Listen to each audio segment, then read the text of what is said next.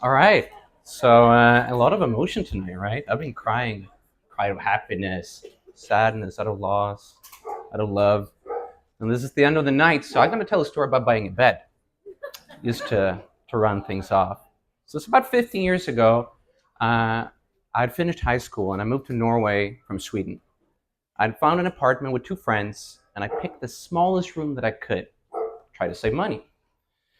Problem with this room that it wasn't really meant to be a room. It was actually the storage room of this apartment, but it was the cheapest one, so I went for it. It didn't have a bed though. So I called up my best friend. He had moved there together with me and said, "Would you mind going to IKEA and help me to buy a bed?" So I've lived abroad for 15 years. I'm from Sweden. A lot of people ask me when I say I'm from Sweden, "Do you like IKEA?" I don't like IKEA. I fucking love IKEA.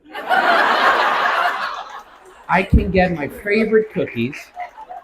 I can get the jam. I can get the pickled herring. You know what? Sometimes I pick up some furniture on the way. Brilliant. It's like an embassy, but actually useful. But it's still a drag, right? It takes time. It's a drag unless you're going there for yourself. But my friend supports me. Well, come along. And I say, it's not going to be a big deal. I got a car. We're going to go in and out, get the bed, all be fine, right? So the day after, we meet up and we're going to go to the car. Now, this is the middle of the winter. It is 20 minus degrees cold. It is so cold. And we get to the car and it's just covered in snow. So the plow truck had passed by and just covered it. And the snow had frozen to ice. So we're like, what we're going to do? Well, let's go back to the apartment and see what we find in terms of tools. There's an open fireplace. So we grab a small shovel and a little pick that you have for the wood. The shovel breaks in like a minute. We couldn't do it. But the pick is kind of like a makeshift ice pick. So we jab at the ice, we kick off a few pieces. After like 30, 45 minutes, we can get into the car. We sit down, it's like, go time. Oh no. Battery's dead. My friend asked me, do you have any jumper cables? Like, let's look in the back. And luckily in the trunk, you open this lid in the bottom, there's the spare tire, there are the jumper cables. We wave a car passing by, they help us start up the car. Good. Back in, let's go. As we try to drive off, we get stuck again in this little parking lot because there's like these holes where the wheels are. But I got an idea. So we go a little bit forward, a little bit backwards, a little bit more forwards, a little bit more backwards, and off we go, and we are stuck. Like balancing like this. The wheels are not even spinning, like they're in the air right now. My friend said, oh shit, stay in the car, keep it running. I'll grab the ice pick. So he jabs at it, and after about 50 minutes, we're out of there. All right, going out to IKEA. It's a 20-minute ride. When we get there, we do about 3-4 victory laps around IKEA just to make sure we have enough juice to get back home. Now it's time for the in and out, right? Right. So we do find a bed, and I've taken serious measurements to make sure that it will fit in the BMW Combi that I had. We could fit it in the back. But like you do, you pick up a few pots and pans, and then we need a little bit of this and a little bit of that. Let's grab some meatballs. Could do with a bit of herring. So an hour passed. We're like an hour and a half. We're at the register, but we could never find the bed in these big shelves that they have where you pick your stuff. And they explained to me, no, you pay for the bed here. You just got to go around the corner and pick it up at this other facility. I'm like, all right, no problem. So we get out. We get in the car. It works. The victory laps, they did the trick. So we go around the corner, we get the bed, super easy, right? The IKEA experience. Show my receipt, get my bed, and it fits just perfectly snug in the back. Now it was a little bit too long, by 2 decimeters. We thought about that too. So we had strings and we had tape. We strung the bed stuck to the seats, and then we taped up the back of the car. Proper. Safety first, right? And we get in the car to head back home. But this time, the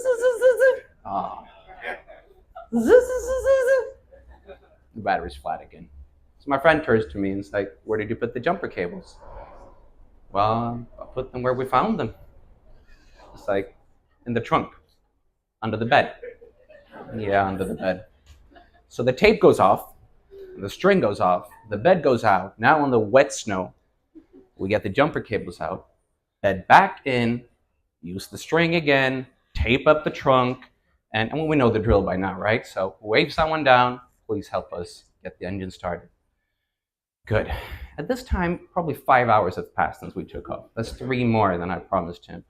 I also promised him to buy him a pizza and a beer, so we didn't eat anything there. So, I'll get you food when we get back. But he's getting hungry and cranky. And he's like, enough with the car trouble. Here's what we're going to do when we get home. You'll stop the car outside the apartment. I'll go out. I'll find someone to help me, but you stay inside and keep it running. I'll get the bed out and we'll get it up, and then you come back when you park the car. So we follow his plan.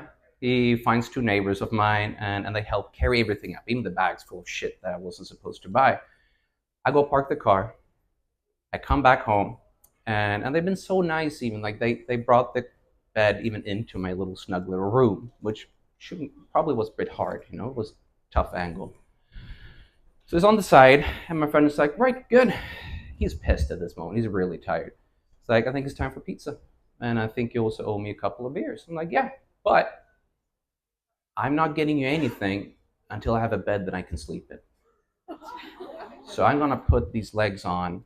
It will be easy, trust me, and then you'll get your pizza. So I put the first leg on. It's quite easy actually. Second leg, third leg, fourth leg, perfect.